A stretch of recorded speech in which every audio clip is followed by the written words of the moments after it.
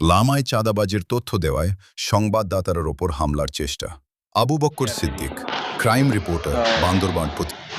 ওই যে রফিসিপাড়ার কতিপয় হাসান সাংবাদিক পরিচয়ে সে এলাকার বিভিন্ন মানুষের কাছ থেকে বিভিন্নভাবে জায়গা জমিনের কাগজ ঠিক করে দিবে বলে, জবানবন্দি তার নামে করে দিবে বলে লক্ষ লক্ষ টাকা মানুষের কাছ থেকে হাতিয়ে নেয়।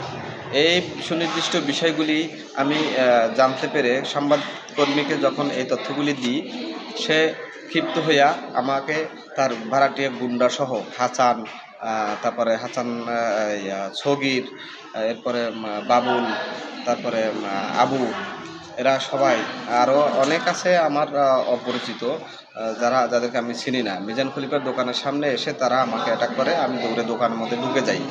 হ্যাঁ, ঠিক সেই সময় এই হাসান আমাকে টানা হেঁচড়া করে দোকান থেকে বের করতে চায় এবং এভাবে এতটুকু ছোট ছুরি আছে সে দেখে আমি ভয় পাই। মিজান খলিফা দৌড়ে এসে তখন আমাকে ওই দোকান থেকে ওদেরকে সরাই দেয় এবং খুব চেষ্টা করে সরানোর জন্য। আরও মানুষ যখন একা না পারায়, আরও মানুষ যখন দৌড়ে আসে তখন সবাই ধরে তাদেরকে সরাই দেয় এবং এই ঘটনা উপস্থিতি ওরা আরও একাধিক মানুষ ওখানে বেশি যখন হয়ে যায়, তখন আমি নিরুপায় হয়ে কী করব, একজন আমার পার্শ্ববর্তী পরিচিত এক ব্যক্তিকে আমি বিষয়টা বলি যে ভাই আপনি দ্রুত কিছু একটা করেন।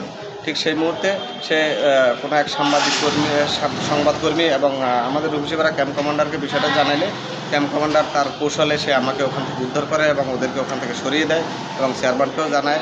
হ্যাঁ, তো চেয়ারম্যান উপস্থিত ওখানে বাজারে ছিল।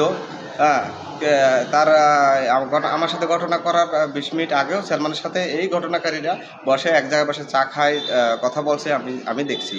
কিন্তু তারপরেও চেয়ারম্যান এই ঘটনাটা শুনেও সে আমার কাছে আসে নাই এবং না আসাতে আমি আমার ঘটনা সামাল দেওয়ার জন্য আমি বিভিন্ন প্রচেষ্টা করে আমি নিজেকে রক্ষা করি এবং এই মিজান খলিফা সে যথেষ্ট পরিমাণ কষ্ট করে আমাকে রক্ষা করার জন্য।